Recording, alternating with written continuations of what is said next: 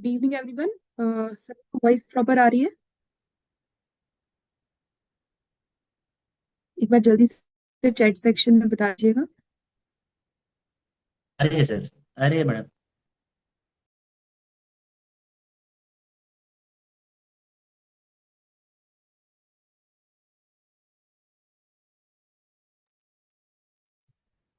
Okay, so last session में हमने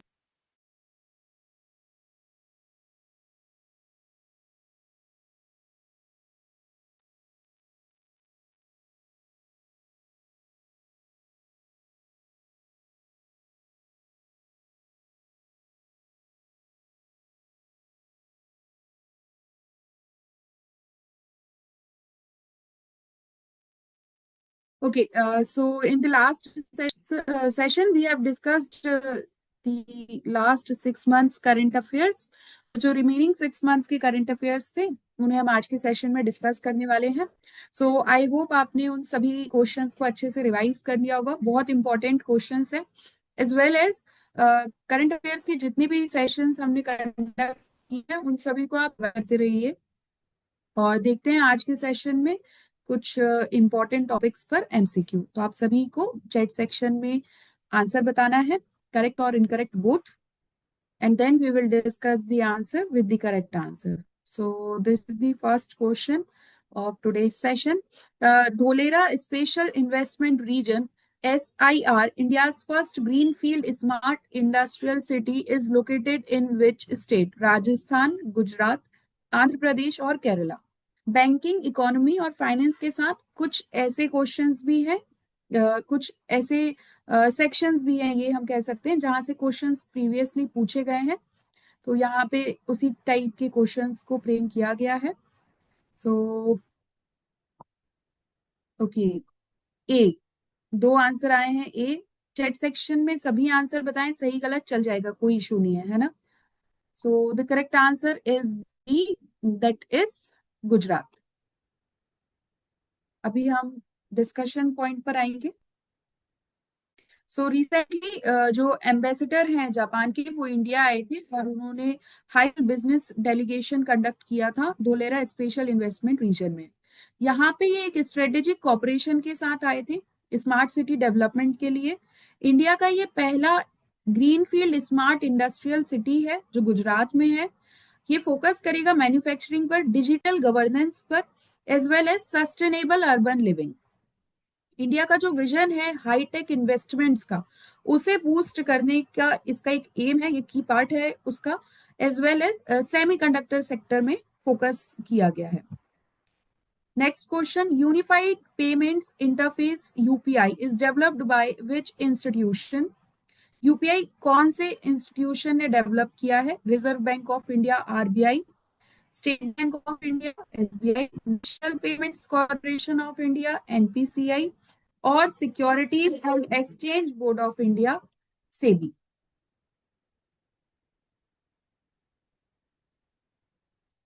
national payments corporation of India, NPCI. ठीक है, तो सभी का आंसर एक मेजोरिटी के साथ सी है। देखते हैं करेक्ट आंसर क्या है।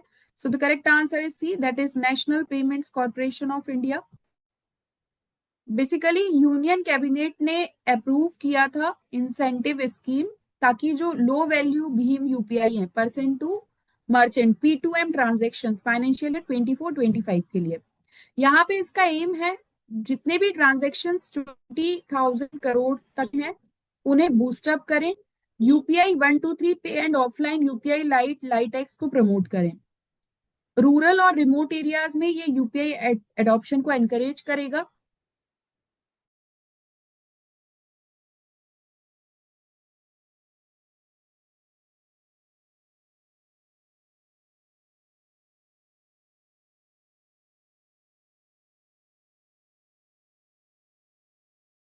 जानते होंगे इसके बारे में, एक चीज देख लीजिए, जो भीम यूपीआई है 2016 में लॉन्च हुआ था, government backed app for seamless fast and secure digital payments. Now coming to the next question, according to RBI state of the economy report, what is the projected growth rate for India in 2025-26?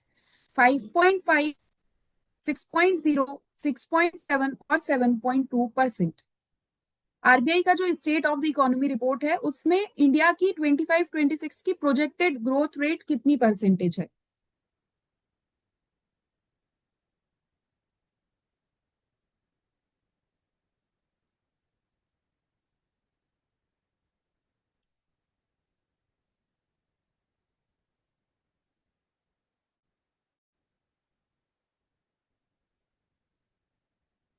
Okay, so answer is coming 6.7%, 6.0%. B or C? Let's see what is the correct answer. So the correct answer is C, that is 6.7 percentage. Basically जो state of the economy report है इसमें 6.7% growth rate बताया है। यहाँ से एक strong domestic demand देखी गई है। ग्लोबल ट्रेड टेंशन इतनी ज्यादा चल रही है, उसके बाद भी एक जो डोमेस्टिक डिमांड है यहाँ पे देखा गया है। Agriculture, rising consumption, study investments, infrastructure development, government spending, ये सब की फैक्टर्स होते हैं ग्रोथ के लिए। साउंड फिजिकल पॉलिसीज, एक balanced monetary framework, digital transformation, ये सभी लॉन्ग टर्म ग्रोथ को स्ट्रेंथन करते हैं। जो कंज्यूमर प्राइस इंडेक्स इन्फ्लेशन है वो 3.6% ड्रॉप हुआ है फरवरी 2025 में। उसका रीजन ये था फूड प्राइसेस लोअर हुए थे। कुछ सर्विसेज हैं, export support India's external sector despite global challenges. तो ये देखा गया कि इतने सारे ग्लोबल चैलेंजेस चल रहे हैं उसके बाद भी एक पॉजिटिवली ग्रोथ देखी गई है state of the economic report के डेटा पे जो बेस्ड है। Coming to the next question, the Financial Sector Assessment Program (FSAP) is a joint initiative of which two organizations? International Monetary Fund (IMF) and World Bank, International Monetary Fund and World Trade Organization (WTO), World Bank and United Nations, or none of the above? Video stop हो जा कौन रहा से है। दो organisation है जिनका joint initiative FSAP है?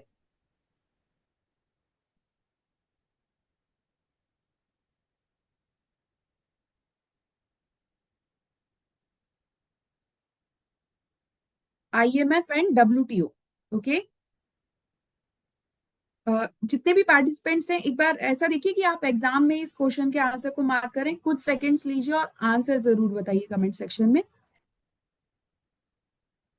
वीडियो एंड वॉइस अलग आ रहे हैं।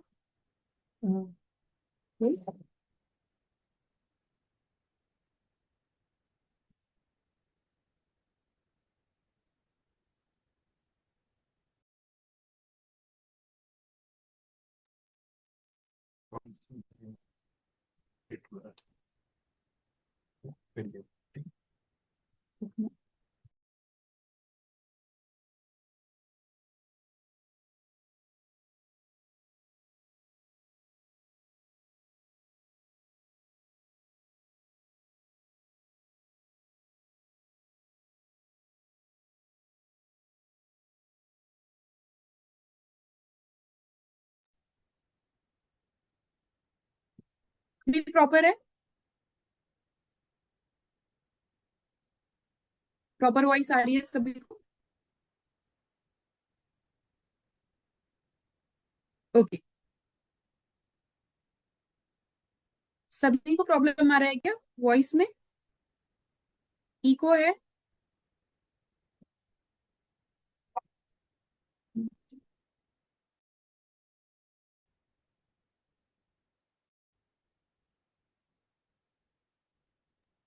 मैडम रीस्टार्ट मारिए। एक सेकेंड,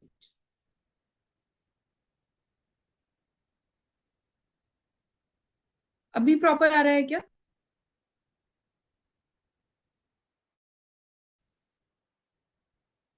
वेट,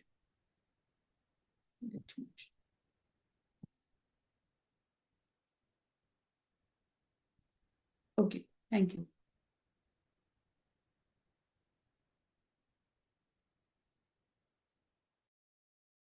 सो यहाँ पे हम देख रहे थे करेक्ट आंसर है international monetary fund and world bank. The financial sector assessment programme is the joint initiative of IMF and world bank.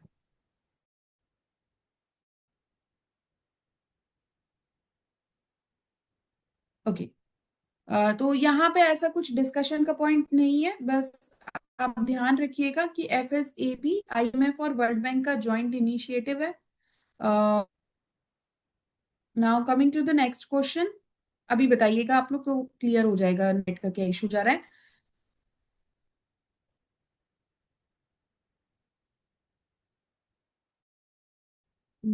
Dale chili, also known as Dale Khursani, is a primarily cultivated in which region of India? Western Ghats, Himalayas, छोटा Nagpur plateau और eastern Ghats. अब ये कुछ news में रहा होगा, important होगा, इसलिए ये क्वेश्चन पूछा गया है। अगर आंसर नहीं पता है तो कोई इशू नहीं है, फिर भी कोशिश कीजिए कि अगर ये क्वेश्चन आता है तो आप क्या आंसर मार्क करेंगे।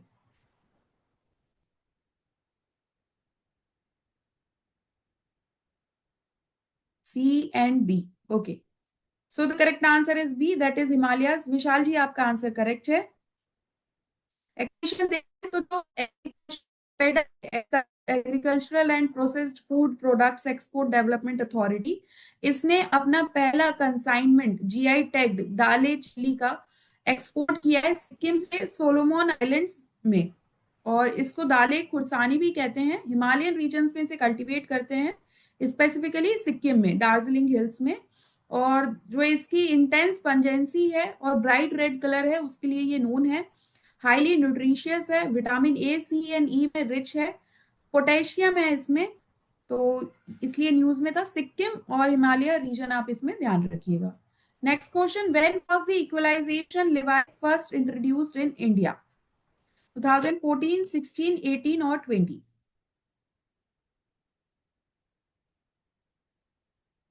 इक्वलाइजेशन लेवी फर्स्ट कब इंट्रोड्यूस हुआ था इंडिया में? तो अब ये रिसेंटली न्यूज में रहा होगा, इसलिए इससे रिलेटेड क्वेश्चन पूछा गया है कि ये कब स्टार्ट हुआ था। तो इसको भी हम करंट अफेयर्स का ही पार्ट कंसीडर करेंगे। B. Okay, and C. So the correct answer is B, that is 2016। इसके बारे में हम डिस्कस करेंगे। गवर्नमेंट ने प्रपोज किया था कि ऑनलाइन एड्स पे 1 अप्रैल 2025 से 6% इक्वलाइजेशन ईएल को एबॉलिश कर दिया जाएगा। यहाँ पे जैसे गूगल एक्स है, गूगल है, एक्स है, मेटा है, तो इन्हें बेनिफिट करने के लिए बेसिकली इसको किया गया है। 2016 में ईएल लॉन्च किया था ऑनलाइन एड्स के लिए। 2020 एक्सटेंड भी हुआ ई कॉमर्स सर्विसेज तक, मतलब ऑनलाइन एड से अभी ई कॉमर्स सर्विसेज तक आ गया था। इसमें जितने भी नॉन रेसिडेंट्स हैं ऑनलाइन एड्स के लिए उनपे 6% टैक्स इम्पोज किया जाता था और ई कॉमर्स पर 2%। 2024 में इसे रिमूव कर दिया गया। और फिर उसके बाद ये जो डिसीजन है ये इसलिए लिया गया है कि यूएस में इतनी ज्यादा ट्रेड टेंशन चल रही हैं और टैरिफ्स वगैरह भी यूएस ने रेसिप्रोकल किए 2 अप्रैल से। तो यहाँ से ईएल को जो लिवाए हो रहा था, इक्वलाइजेशन लिवाए, उसको एबॉलिश कर दिया गया। 6% था ये। तो क्वेश्चन पूछ सकते हैं कितना परसेंटेज था और कब से इसको एबॉलिश किया गया है और कब इसे इंट्रोड्यूस किया गया था। Coming to the next, which organization has launched Bheem Bharat Interface for Money 3.0? Reserve Bank of India RBI, National Payments Corporation of India NPCI, Niti Aayog और ministry of finance.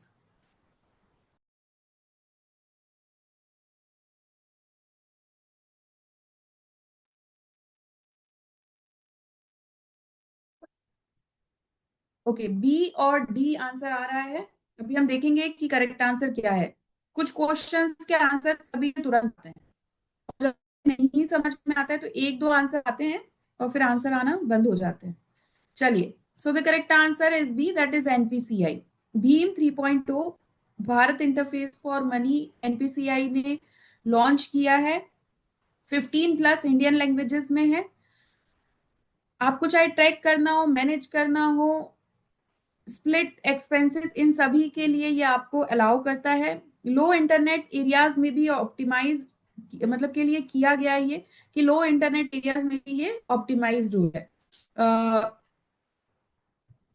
Wait, it optimise for low internet areas ensuring uninterrupted transactions, जहाँ पे internet सेवाएं अच्छी नहीं है तो वहां पे भी अनइंटरप्टेड ट्रांजेक्शन हो, उसके लिए इसे ऑप्टिमाइज किया गया है। बिल्ट इन टास्क असिस्टेंट है इसमें, बिल रिमाइंडर्स के लिए, यूपीआई लाइट एक्टिवेशन है और लो बैलेंस अलर्ट्स हैं। ओके परिधि जी, तो मार्च 2025 में इसे लॉन्च किया गया है। Coming to the next question, which institution has launched DX as empowering excellence and growth through digital transformation initiative? Reserve Bank of India, Niti Aayog, Ministry of Commerce and Industry, none of the above. DXH initiative कौन से institution ने launch किया है?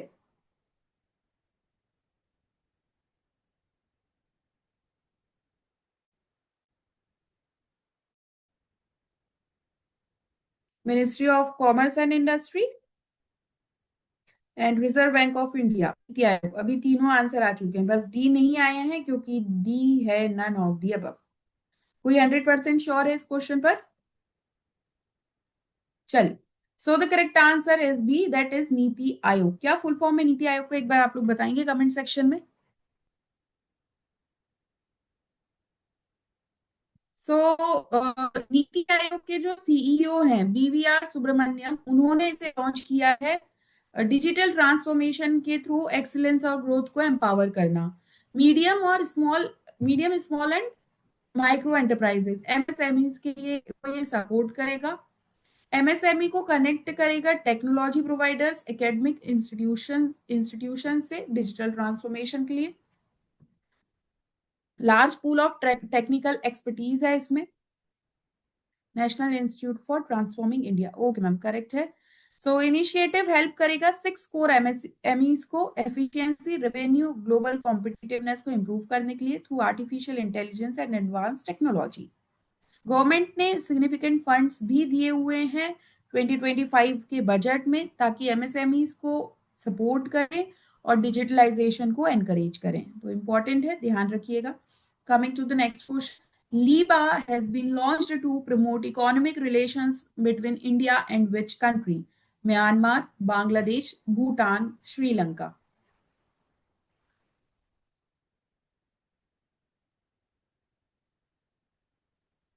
India और कौन सी country के बीच में economic relations को प्रमोट करने के लिए लीबा लॉन्च किया गया है?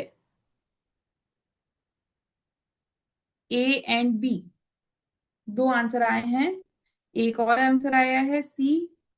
तो म्यांमार, बांग्लादेश, भूटान, तीनों में से कोई एक आंसर होगा, क्योंकि अभी तक डी आंसर नहीं आया है। आ गया है डी भी, तो the correct answer is D, that is Sri Lanka. Yes, answer Sri Lanka है। लीबा को लॉन्च किया है इंडिया और श्रीलंका के बीच में इकोनॉमिक रिलेशंस को प्रमोट करने के लिए। ठीक, ज्यादा कुछ इसमें डिस्कशन का पॉइंट नहीं है। फुल फॉर्म याद रखिएगा, लंका इंडिया बिजनेस एसोसिएशन। ठीक, इसमें जो वर्ल्ड की सेकेंड लार्जेस्ट इकोनॉमी बन जाएगा इंडिया 2075 में, ये, और इसीलिए ये एक इनिशिएटिव है और क्रूशियल भी है, इंपॉर्टेंट भी है, ताकि 2075 तक सेकेंड लार्जेस्ट इकोनॉमी हो जाए। लीबा पार्टनरशिप्स को प्रमोट करेगा industries like technology, trade, finance and education के लिए। Coming to the next question, what is the name of the new policy launched by the Indian government to consolidate regional rural banks, RRBs? One nation, one bank, rural credit program, one state, one RRB, Bharat banking reform. New policy Indian government ने launch की है RRBs को consolidate करने के लिए। क्या नाम है उस पॉलिसी का? आप सभी को पता होगा जिस तरीके से आप सभी के आंसर आ रहे हैं। ओके, तो करेक्ट आंसर है C, that is one state one RRB. तो जो मिनिस्ट्री ऑफ फाइनेंस उसने लॉन्च किया है इफिशियंसी इंप्रूव करने के लिए, और आरआरबी को 43 जो है टोटल, उन्हें 28 कर देंगे तो कॉस्ट कटिंग हो जाएगी। ये फोर्थ फेज है आरआरबी कंसोलिडेशन का। 15 आरआरबी को मर्ज किया जाएगा across several states. Andhra Pradesh 4 RRB हैं आंध्र प्रदेश में, और ये मेजर रीस्ट्रक्चरिंग इसी में देखी जाएगी। यूपी, वेस्ट बंगाल में 3 हैं, और इसमें भी कंसोलिडेशन होगा। बिहार, गुजरात, जम्मू कश्मीर, कर्नाटक, एमपी, महाराष्ट्र, उड़ीसा, राजस्थान, इन सभी में 2 आरआरबी हैं, 2 आरआरबीज हैं। इसमें भी मर्जर्स देखा जाएगा। आरआरबी एक्ट 1976 के अंडर में आरआरबी को क्रिएट किया गया था ताकि रूरल क्रेडिट को सपोर्ट कर सके, फार्मर्स के लिए, आर्टिसंस के लिए एंड वर्कर्स के लिए। काफी इंटरेस्टिंग क्वेश्चंस हैं आज। Coming to the next question, which ministry has launched the microdata portal during the state government ministers conference? Ministry of Statistics and Program Implementation, Ministry of Finance, Ministry of Home Affairs और Ministry of Commerce and Industry। तो यहाँ पे question है, कौन सी ministry है जिसने micro data portal launch किया है स्टेट गवर्नमेंट मिनिस्टर्स कॉन्फ्रेंस के टाइम पर?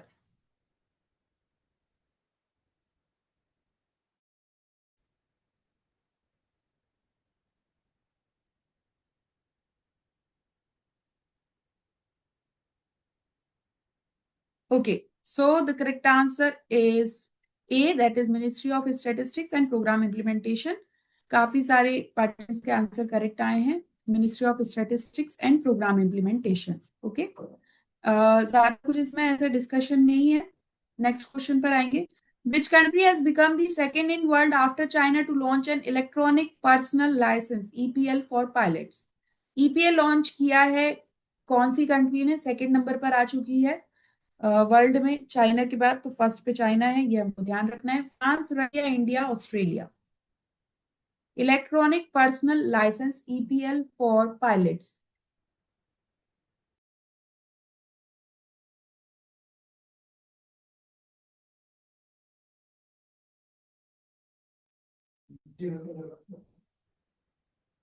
सो the correct answer is C, India. Obvious है, ये क्वेश्चन इसलिए पूछा गया क्योंकि इंडिया ने ही किया होगा। तो यूनियन सिविल एविएशन के जो मिनिस्टर हैं के राम मोहन नायडू, उन्होंने लॉन्च किया इसे 20 फेब 2025 को उड़ान भवन न्यू दिल्ली में। डिजिटल इंडिया इनिशिएटिव का पार्ट है EPL। इसमें एम है कि ईज ऑफ डूइंग बिजनेस को इम्प्रूव कर सके। जो अभी स्मार्ट कार्ड एग्जिस्ट करते हैं, डिजिटल लाइसेंस आ गए हैं अब इनकी जगह पे, और ये EGCA मोबाइल ऐप के थ्रू एक्सेसिबल होंगे। Coming to the next question, Purchasing Managers Index PMI data for India is published by which organization? S&P Global, Ministry of Finance, Reserve Bank of India or World Bank?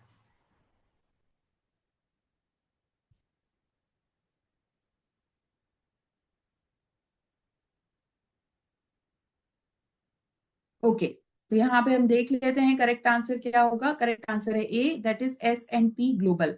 Purchasing managers index जो है PMI data, इसे S&P global publish करता है और इसमें जितनी भी manufacturing और सर्विस सेक्टर्स के बिजनेस एक्टिविटीज हैं उन्हें ये मेजर करता है सर्विस के थ्रू। इससे फायदा क्या होता है? तो मार्केट कंडीशंस की अगर हम बात करें, उनकी कैसा एक्सपेंडिंग है, कॉन्ट्रैक्टिंग है, स्टेबल है, ये हम एसेस कर सकते हैं इसके थ्रू। टू टाइप्स ऑफ यहाँ पे मैन्युफैक्चरिंग और सर्विसेज हैं, PMI manufacturing and services PMI। Manufacturing PMI and services PMI। New orders कितने आ रहे हैं, आउटपुट कैसा है, एम्प्लॉयमेंट, सप्लाई, डिलीवरी टाइम्स कैसा है, स्टॉक परचेसेस कैसी है, इन सारी चीजों में ये बताता है। तो इतना डेप्थ में नहीं जाएंगे, बस ये ध्यान रखिएगा कि S&P ग्लोबल इसे पब्लिश करता है। Next question, which district of Uttar Pradesh is home to India first biopolymer plant? Sultanpur, Lakhimpur Kheri, Saharanpur और रायबरेली। इंडिया का पहला बायोपॉलीमर प्लांट है यहाँ पे, तो बताइएगा कौन सा डिस्ट्रिक्ट है उत्तर प्रदेश का?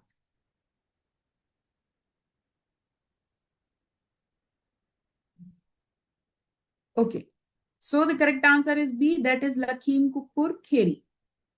विशाल जी, आपका आंसर करेक्ट है। February 2025 को उत्तर प्रदेश के चीफ मिनिस्टर ने इंडिया का फर्स्ट बायोपॉलीमर प्लांट का फाउंडेशन रखा कुंभी लखीमपुर खेरी में। ओके, तो शुगर मिल्स लिमिटेड जो है बलरामपुर, ये इसे बना रहा है 2850 करोड़ के कॉस्ट के साथ, इसलिए ये इंपॉर्टेंट है, इको फ्रेंडली इंडस्ट्रियल ग्रोथ को सपोर्ट कर रहा है। Next question, who has been appointed principal secretary to Prime Minister Narendra Modi? Shaktikanta Das, Sanjeev Sanyal, Agrim Kaushal और शमिका रवि?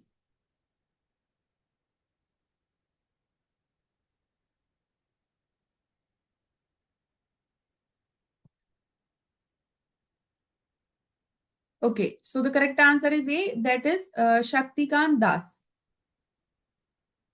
ओके, करेक्ट है सभी के आंसर. जो फॉर्मर आरबीआई गवर्नर रहे इसलिए ये क्वेश्चन पूछा गया है. शक्तिकांत दास जी, इन्हें प्रिंसिपल सेक्रेटरी टू अपॉइंट किया है प्राइम मिनिस्टर नरेंद्र मोदी जी के लिए. और इसे अप्रूव कौन करता है? प्रधानमंत्री जी के पर्सनल सेक्रेटरी पीएस कौन होंगे? तो appointments committee of the cabinet. 1980 batch के आईएएस ऑफिसर हैं ये, तमिलनाडु कैडर से. इनका टेन्योर कब तक रहेगा? तो जब तक प्राइम मिनिस्टर नरेंद्र मोदी जी का टेन्योर है और until further orders. Next question, which company has launched a quantum chip named Ocelot? Amazon, Microsoft, Meta, Flipkart? ये क्वांटम चिप लॉन्च किया है.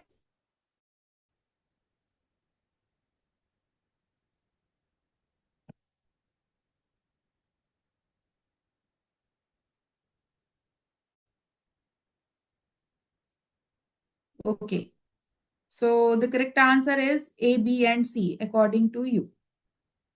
आप सभी के अकॉर्डिंग आंसर ए, बी या सी हो सकता है. अभी हम देखते हैं करेक्ट आंसर क्या है. अमेजॉन ने क्वांटम चिप नेम्ड ओकेलॉट लॉन्च किया है. प्रोटोटाइप है जिसमें लिमिटेड कंप्यूटिंग पावर है. इसमें 2 इंटीग्रेटेड सिलिकॉन माइक्रोचिप्स हैं, हाई क्वालिटी ऑसिलेटर्स हैं जो सुपर कंडक्टिंग टेंटलम से बने हुए हैं. Okay,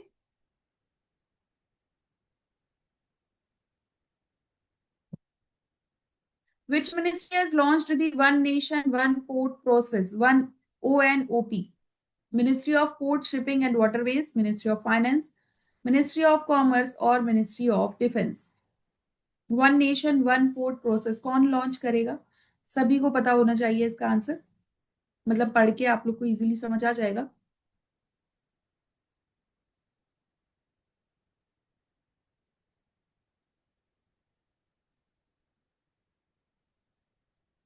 okay, so the correct answer is A, obviously port से रिलेटेड है, सो ministry of ports, shipping and waterways. इसमें यूनियन मिनिस्टर जो हैं उन्होंने इसको लॉन्च किया है ताकि जितने भी ऑपरेशंस कंडक्ट होते हैं इंडिया मेजर पोर्ट्स पर उसे स्टैंडर्डाइज कर सके. जितनी इनकंसिस्टेंसीज आती हैं डॉक्यूमेंटेशन में उसको रिमूव करेंगे, इनएफिशिएंसीज को रिड्यूस करेंगे, कॉस्ट कम होगी और डिले मिनिमाइज हो, सॉरी, जितने डिलेज होते हैं, देर लगती है, वो भी मिनिमाइज हो जाएंगे. कंटेनर ऑपरेशन डॉक्यूमेंट्स को भी रिड्यूस किया है 33% से 33% पर, from 143 to 96. Bulk cargo documents को भी कट किया है 29% from 150 to 106. Next question is, which institution has released the quarterly house price index HPI? SEBI, Securities and Exchange Board of India, Reserve Bank of India, RBI, नीति आयोग और Ministry of Finance? Quarterly house price index कौन से institution ने release किया है?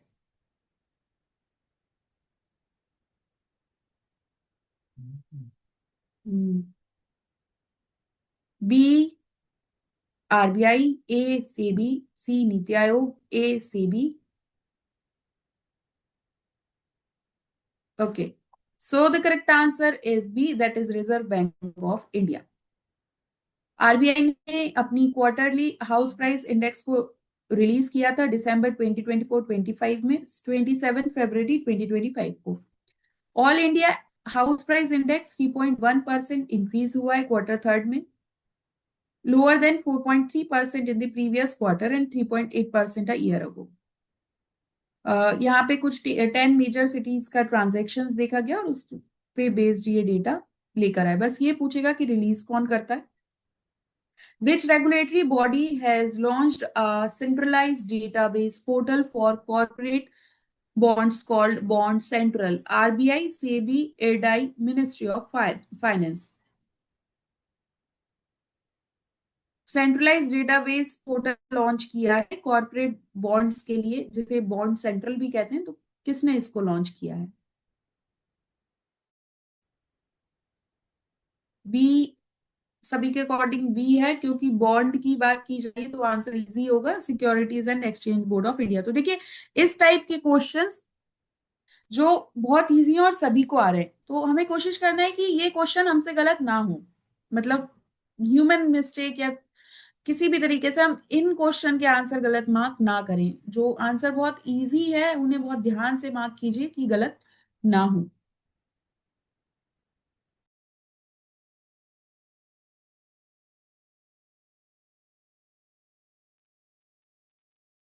Okay, so coming to the next question, which ministry has announced the city's coalition for circulatory C3 initiative? Ministry of Science and Technology, Ministry of Environment, Ministry of Finance, Ministry of Housing and Urban Affairs. C3 initiative कौन सी ministry ने launch किया है? Cities coalition for circulatory.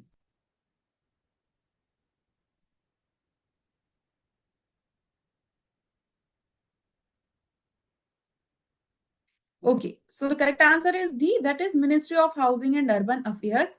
So basically या ये जो C3 initiative है, ये एक ग्लोबल अलायंस है जो सिटी टू सिटी कोलैबोरेशन को प्रमोट कर रहा है, एक तरीके से नॉलेज शेयरिंग का काम कर रहे हैं और प्राइवेट सेक्टर पार्टनरशिप्स पर वर्क कर रहे हैं। ठीक, next question. Which company has launched India's first hydrogen truck trials to support the net zero emissions goal? Tata Motors, Mahindra and Mahindra, Maruti Suzuki और none of the above. अभी लगभग 2 session में हमने approx 80 questions discuss किए, उससे पहले भी हमने काफी सारे क्वेश्चंस डिस्कस किए। आप इन सभी पीडीएफ को अच्छे से रिवाइज कर लीजिएगा, और जहां भी डाउट आ रहा हो या भूल रहे हो तो उसको एक बार नोट डाउन कर लीजिएगा। करेक्ट आंसर है ए, टाटा मोटर। सभी का आंसर करेक्ट है। First hydrogen truck trials launch किया है नेट जीरो एमिशंस गोल को सपोर्ट करने के लिए टाटा मोटर्स कंपनी ने। Next question, which ministry recently inaugurated the National Turmeric Board in New Delhi, NTB? Agricultural Ministry, Commerce and Industry, Science and Technology और MSMEs? National turmeric board.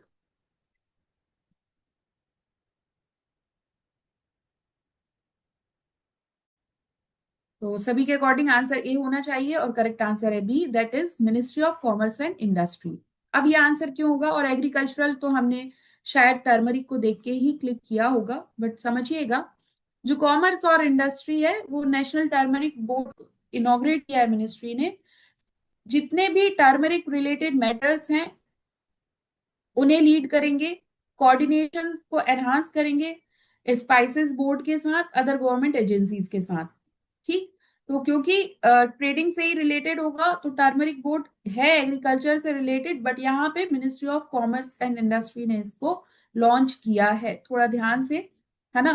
Quality और safety standards जो हैं वो की goals हैं कि turmeric production में, export में क्वालिटी अच्छी रहे, सेफ्टी स्टैंडर्ड्स रहे। इसका हेडक्वार्टर निजामाबाद तेलंगाना में है। फोकस करेगा research, value addition, turmeric medicinal properties को प्रमोट करने के लिए, यील्ड इंप्रूव हो, logistics, exploring international markets. Coming to the next question, which ministry has launched the initiatives Prabhav, Factbook and Bharat Startup Grand Challenge?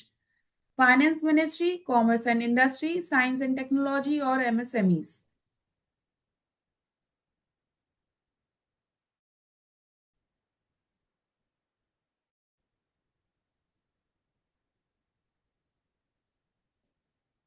Okay, सभी के answer आ रहे हैं D, ministry of MSMEs। ये भी आंसर होगा B, that is ministry of commerce and industry. अब ये कैसे होगा तो समझिएगा।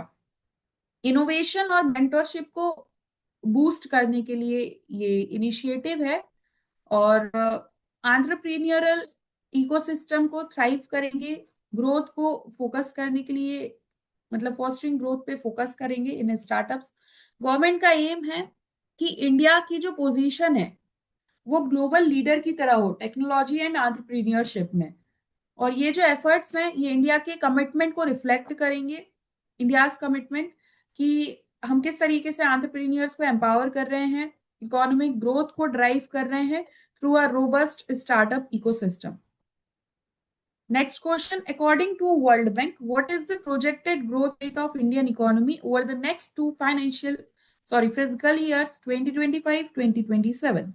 6.3%, 6.5%, 6.7 or 7.1%?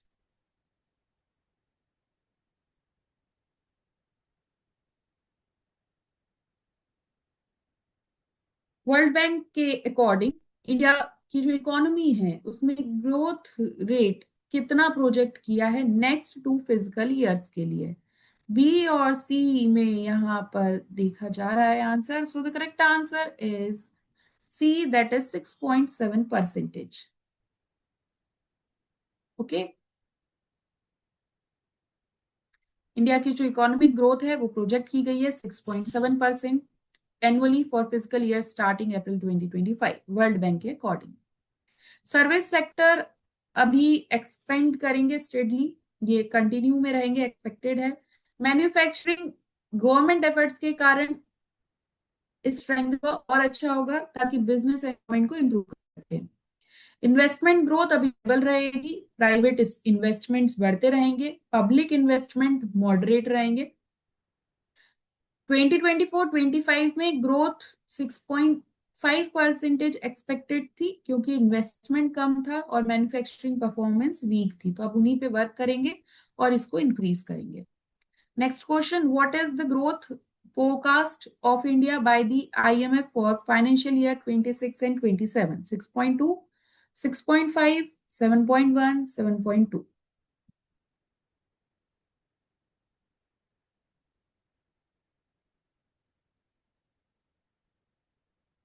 आई होप कि आंसर सभी को पता हो। बी, सभी के अकॉर्डिंग आंसर बी है, so the correct answer is B, that is 6.5%। IMF ने रिटेन किया है इंडिया का growth projection 6.5% in line with potential के साथ।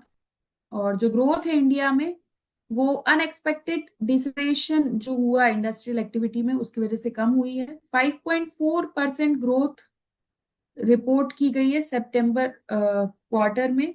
वर्ल्ड बैंक ने अपना जो हायर ग्रोथ प्रोजेक्शन था इंडिया के लिए उसे मेंटेन रखा 6.7%। तो वर्ल्ड बैंक का 6.7 है, आईएमएफ का 6.5 है, ध्यान रखिएगा। सर्विसेज सेक्टर को देखते हुए, मैन्युफैक्चरिंग लॉजिस्टिक्स टैक्स रिफॉर्म्स को देखते हुए वर्ल्ड बैंक ने एक हाई ग्रोथ बताई है। एनएसओ का जो फर्स्ट एडवांस एस्टिमेटेड प्रोजेक्ट है वो भी 6.4% है, below RBI 6.6% forecast for financial year 25। ये एक्सप्लेनेशन बहुत इंपॉर्टेंट है, आप लोग ध्यान रखिएगा, एक बार रिवाइज कर लीजिएगा। क्वेश्चन नंबर 25 का एक्सप्लेनेशन है ना। Now coming to the next question, as per Commerce and Industry Ministry, what is the position of India in terms of global coffee production? Third, seventh, second, first? Commerce and industry ministry के basis पर India की position क्या है global coffee production में?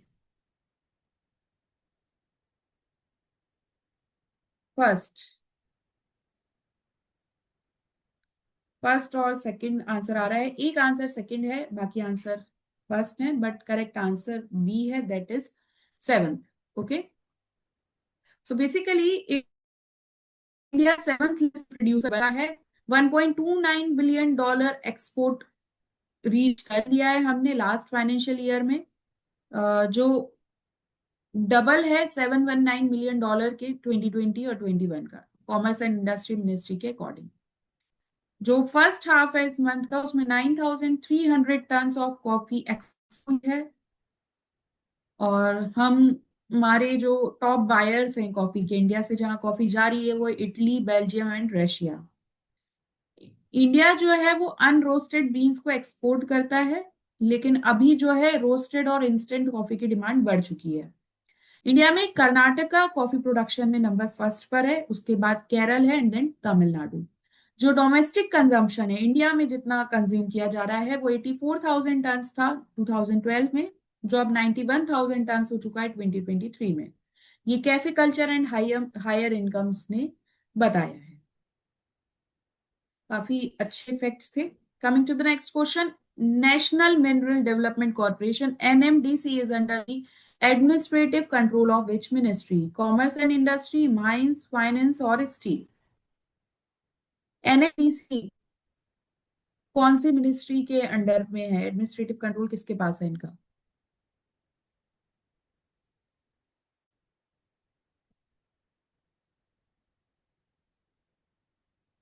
B. Okay, so the correct answer is D, that is ministry of steel. तो mineral development corporation है, ministry of steel कैसा हो सकता है, देखते हैं हम। तो जो एनएमडीसी है, ये 6,500 कैरेट्स ऑफ डायमंड्स एक्सट्रैक्ट करेगा $3.4 मिलियन के। Mine near Panna tiger reserve in Madhya Pradesh this physical year. 1958 में एनएमडीसी बना था, स्टेट ऑन एंटरप्राइज है ये, under the ministry of steel. इससे iron ore, copper, limestone, gypsum, diamonds and more मतलब और भी सारे जो यहाँ पे मेटल्स वगैरह हैं वो प्रोड्यूस होते हैं। इंडिया का ये लार्जेस्ट आयरन ओर प्रोड्यूसर है, और इसकी माइंस जो है वो छत्तीसगढ़ और कर्नाटका में है। ठीक, पन्ना में भी जो डायमंड माइन है उसे भी ये मैकेनाइज करता है। नेक्स्ट क्वेश्चन, अच्छा इसका हेडक्वार्टर और देख लीजिए, हैदराबाद तेलंगाना में है। एनएमडीसी को 5 स्टार मिले हुए हैं by the Indian bureau of mines. Next question, national bank for financing infrastructure and development is regulated and supervised by which institution?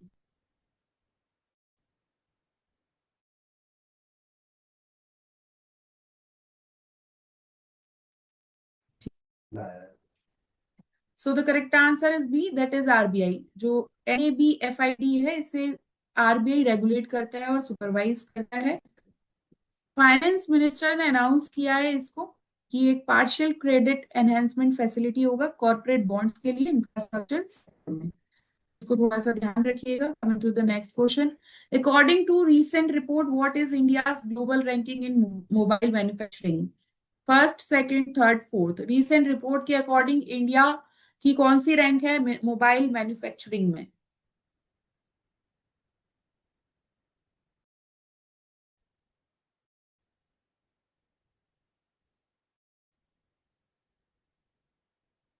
Okay, so the correct answer is B, that is second. Obviously first कौन होगा, तो China है।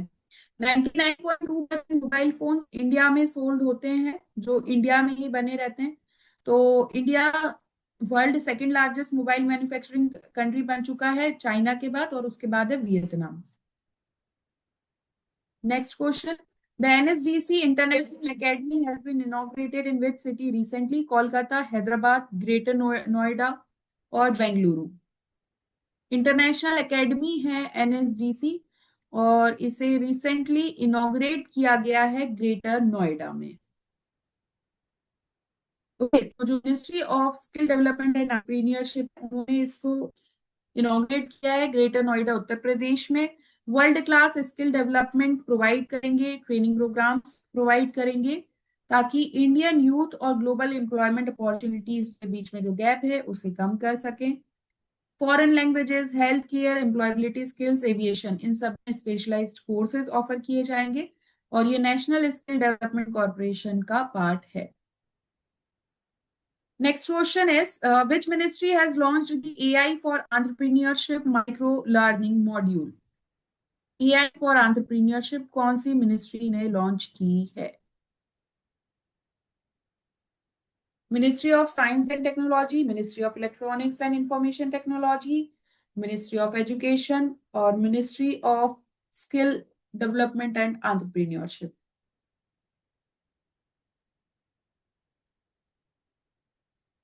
Okay, so the correct answer is D, that is ministry of skill development and entrepreneurship ने AI for entrepreneurship launch किया है।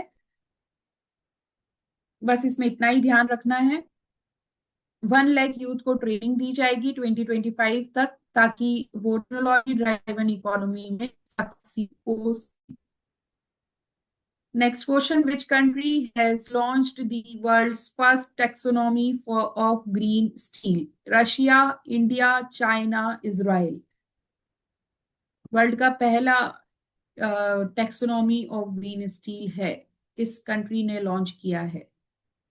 Russia, India, China, Israel.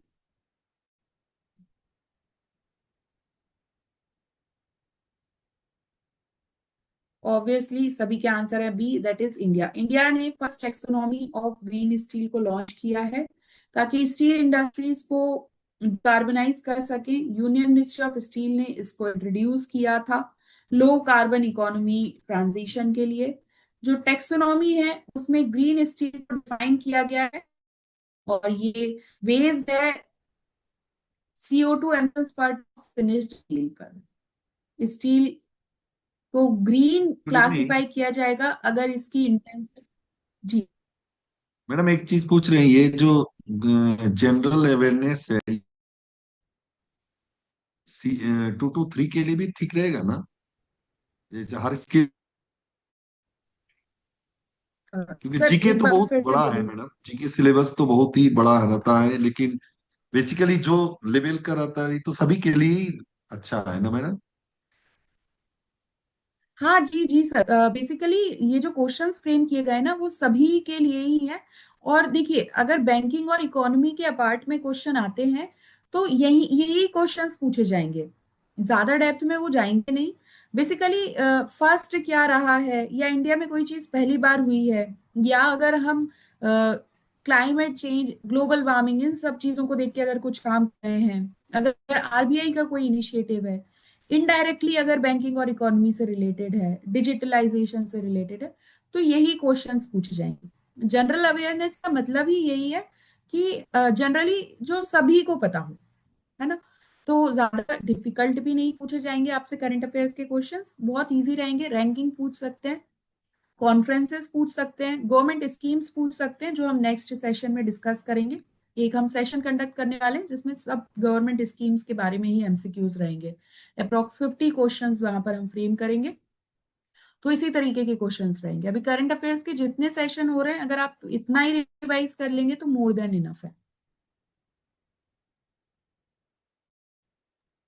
Clear? Madam okay, thank you Now madam. coming to the next question, which country revoked the India's most favored nation clause under its double taxation avoidance agreement? India का जो most favoured nation clause है, तो कौन सी country ने इसे revoke किया है double taxation avoidance agreement के अंडर में? Russia, France, Switzerland, Ireland. देखिए इसका हम आंसर देखेंगे। स्विट्जरलैंड ने रिवोक किया है। स्विट्जरलैंड ने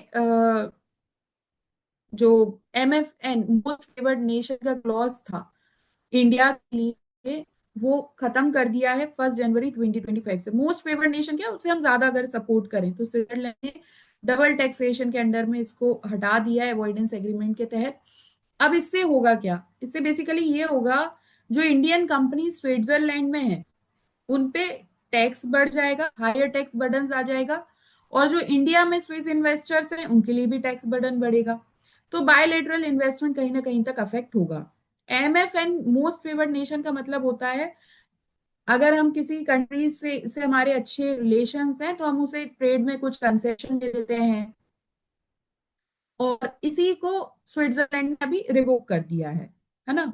सेम है कि पावर बेस्ड पॉलिसीज को रिप्लेस करेंगे रूल्स बेस्ड सिस्टम से। ठीक। Next question, sovereign gold bonds SGB scheme is an initiative of which institution? NITI Aayog, RBI, ministry of finance और SEBI. Sovereign gold bond scheme, ये शायद हमने पहले भी पढ़ा हुआ है।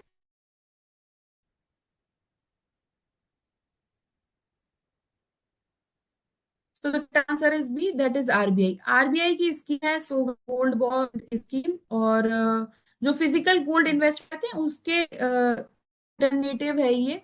आरबीआई इसको इशू करता है गवर्नमेंट के बिहाफ में। एक bond 1 gram of gold, 1 gram of gold की रहता है। इन्वेस्टर फिक्स्ड इंटरेस्ट अर्न करते हैं, बॉन्ड रिडीम कर सकते हैं मार्केट वैल्यू पे अपॉन मैच्योरिटी, जब भी मैच्योर होंगे। तो स्कीम में हाई फाइनेंसिंग कॉस्ट की वजह से कुछ स्क्रूटिनी देखी जाती है। रिड्यूस्ड हुआ इसका issuance as the government shifts focus to other investment strategies. Next question, which department is responsible for administering FDI in India? India में एफडीआई के बारे में मतलब पूरा एडमिनिस्ट्रेशन कौन करता है? DPIT, department of economic affairs, department of administrative reforms and public grievances, और डिपार्टमेंट ऑफ डिसइन्वेस्टमेंट।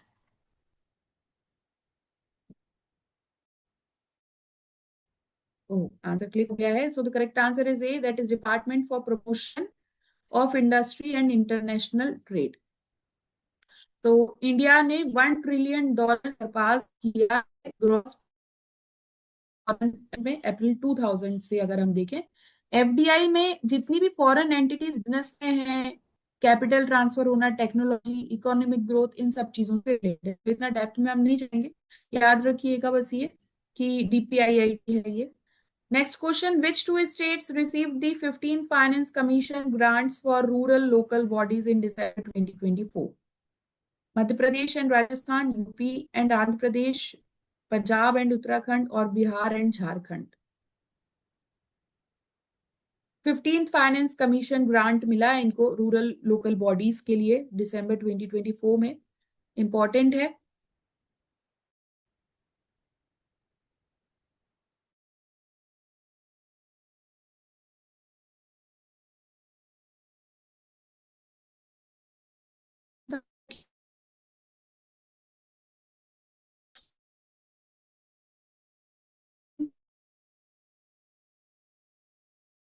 तो रहा है ये सेकंड नंबर पे है इंडिया टोबैको इंडस्ट्री में, है ना। सस्टेनेबिलिटी और ग्रोथ होता रहे इस इंडस्ट्री का, इसके लिए काफी सारे स्ट्रेटेजिक एक्टिविटीज कंडक्ट की गई हैं। टोबैको बोर्ड ऑफ इंडिया 1 जनवरी 1976 में इस्टेब्लिश हुआ था, टोबैको बोर्ड एक्ट 1975 के अंडर में। Next question, what is the name of the fixed deposit scheme launched by SBI for senior citizens aged 80 years and above? SBI Bronze, SBI 8, SBI Golden Deposit, और SBI Wealth Plus। Fix deposit scheme है, SBI ने launch की है senior citizens के लिए जो 80 years और उससे अबव हैं।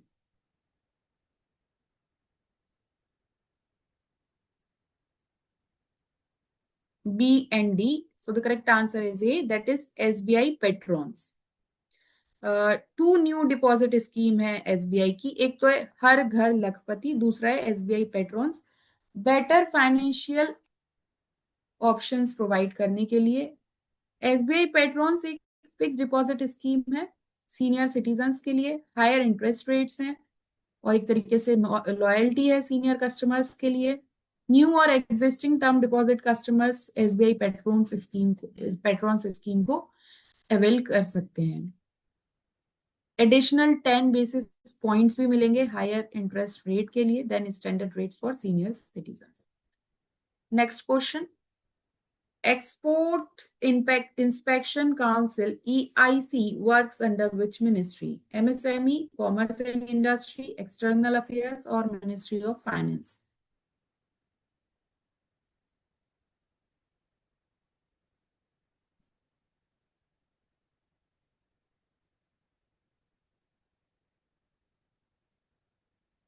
Okay, so Exports Inspection Council works under Ministry of Commerce and Industry. Commerce से रिलेटेड होगा। तो EIC ने मतलब एक लॉन्च किया था study on food testing infrastructure for exports. 1963 में ये सेटअप हुआ था। ऑफिशियल सर्टिफिकेशन बॉडी है एक्सपोर्ट्स एंश्योरिंग प्रोडक्ट्स के लिए क्वालिटी और सेफ्टी स्टैंडर्ड्स देखता है voting countries. So this is the last question of our session. I hope आप सभी पार्टिसिपेंट्स इसका आंसर जरूर देंगे। Then we will end up the session. Recently, who has been appointed as Revenue Secretary in the Ministry of Finance? Manoj Govill, Tuhin Kanta Pandey, Arunesh Chawla और अंकित Jalan. Revenue secretary appoint हुए हैं ministry of finance के। क्या नाम है इनका? सही गलत बता दीजिए, लास्ट क्वेश्चन है तो बड़ा अच्छा लगेगा ये देखकर कि हाँ सभी पार्टिसिपेंट्स सुन रहे थे सेशन को। तो जल्दी से बताइएगा आंसर।